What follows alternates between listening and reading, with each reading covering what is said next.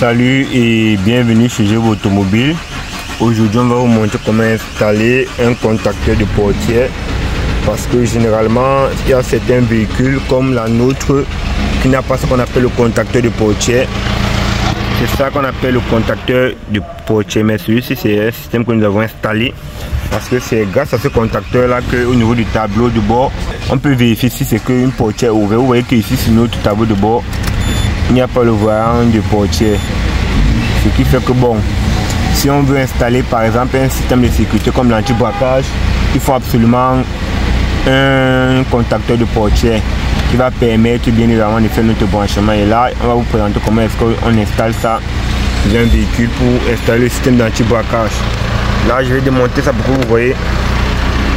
Vous voyez que là c'est un bouton poussoir ici, donc ça c'est un bouton poussoir.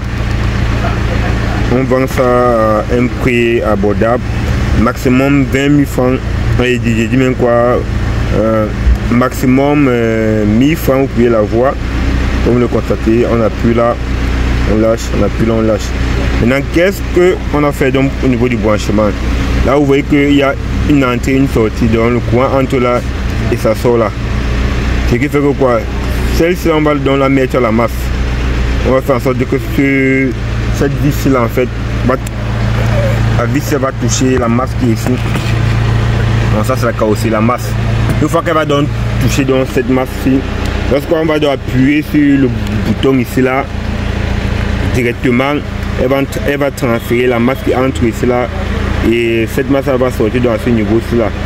C'est ainsi donc on pourra donc facilement brancher notre système anti-braquage sur ce courant ci là qui est ici, afin de pouvoir arrêter le moteur bien évidemment lorsque la portière sera ouverte. Là vous voyez là à l'intérieur, lorsque je vais fermer ça va toucher la masse directement.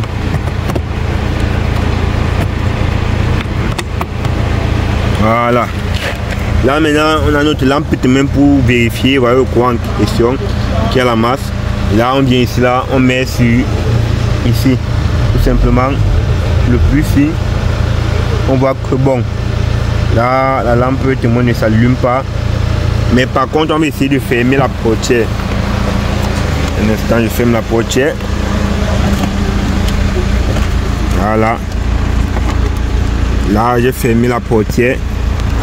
On va donc venir encore remettre là pour voir. Vous voyez que non, ça s'allume.